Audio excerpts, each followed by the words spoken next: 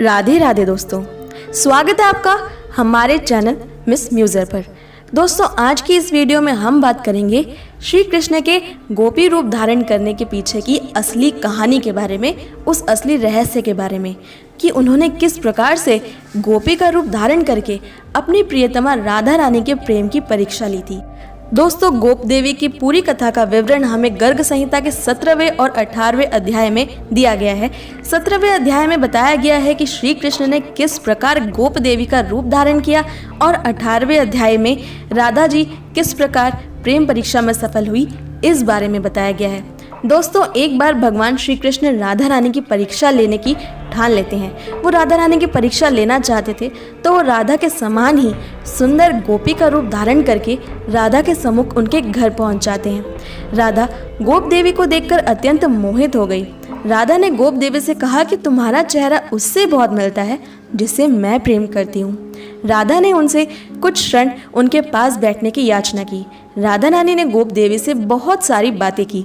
राधा ने उनसे कहा कि मैं तुम्हें अपनी ननद की तरह स्नेह करूंगी, लेकिन गोप देवी ने शाम होते ही वहां से जाने की बात कही और कल वापस आने का वचन देकर वो वहां से चली गई। जब अगले दिन गोप देवी वापस राधा के पास आई तो उन्होंने कहा कि मैं तुम्हारे बिना काफ़ी उदास हो गई थी, अब तुम्हें देखकर मेरा मन बहुत प्रसन्न है। तब राधा ने ये देखा कि गोप देवी कुछ मायूस सी नजर आ रही हैं, तो उन्होंने गोप देवी से पूछा कि आप निराश क्यों हो।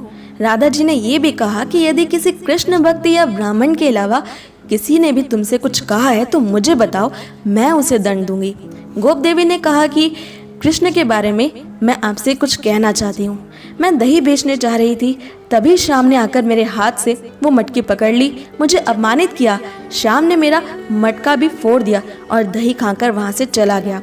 तब से मैं काफ़ी ज़्यादा अपमानित और परेशान महसूस कर रही हूँ। यहाँ तक कि उन्होंने राधा के सामने ही कृष्ण को काला कलूटा भी कहा और कहा कि वो कृष्ण ना तो धनवान है, ना तो सुशील है और ना ही वो वीर है, ना जाने वो खुद को क्या समझता है। और इस प्रकार गोप देवी ने जो भी कुछ कहा वो स्वयं कृष्ण ही थे और राधा के समक्ष उन्होंने अपनी ही बहुत ज़्यादा बुराइयाँ की और राधा को कृष्ण को बुला देने के लिए भी कहा।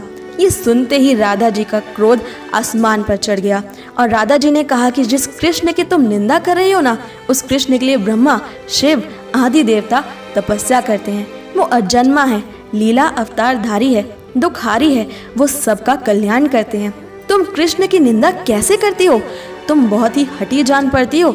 तुम उन्हें काला कलूटा कहती हो। मेरे श्याम से ही ये प्रकृति सौंदर्य प्राप्त करती है। राधा ने गोप देवी के सम्मुख कृष्ण का खूब बखान किया और गोप देवी से कहा कि कृष्ण सुशील ही नहीं, समस्त लोकों के स्वामी हैं, उनसे ही 3 लोक पवित्र हैं। तब गोप देवी यानी कि कृष्ण बोले कि तुम्हारे प्रेम को तो मैं तब मानूं जब तुम कृष्ण का ध्यान करो और वो यहाँ पर तुरंत प्रकट हो जाएं। राधा ने गोप देवी से कहा कि मुझे ये बताओ कि यदि श्याम यहाँ आ गए तो मैं तुम्हें क्या दंड दूं, लेकिन मैं ये भी वचन देती हूँ कि अगर कृष्ण यहाँ नहीं आए तो मैं तुम्हें अपना सब कुछ दान में दे दूंगी। ये कहते हुए राधा ने पूरे मन से श्री कृष्ण का ध्यान किया और श्री कृष्ण तुरंत अपने गोपी देवी वाले रूप से श्री कृष्ण के रूप में आ गए। तब कृष्ण ने राधा से कहा कि राधे, तुमने मुझे पुकारा और मैं तुमसे मिलने के लिए चला आया।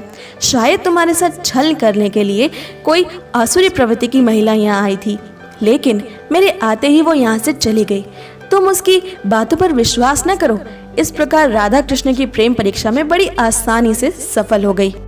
दोस्तों, मुझे इंस्टाग्राम पर फॉलो करना बिल्कुल ना भूलें। मेरी इंस्टाग्राम आईडी है @कृष्णा_माई_सोल_खुशबू और वहाँ आपको जानने को मिलेंगे कान्हा से जुड़े बेहद अद्भुत छोटे छोटे तथ्य, कोट्स और वॉलपेपर्स। तो ज़रूर फॉलो करें। अपने इंस्टाग्राम आईडी का लिंक मैंने डिस्क्रिप्शन में दे दिया है। आपको ये कहानी कैसे लगी हमें कमेंट करके ज़रूर बताएं और अगर आपको ये वीडियो पसंद आई तो उसे लाइक, शेयर और हमारे चैनल को ज़रूर सब्सक्राइब कर लें। नोटिफिकेशन बेल भी ऑन कर लें ताकि हमारी सारी नई वीडियोस की नोटिफिकेशन सबसे पहले पहुंचे आप तक। मैं मिलती हूं आपसे अगली वीडियो में, तब तक के लिए stay happy and Radhe Radhe.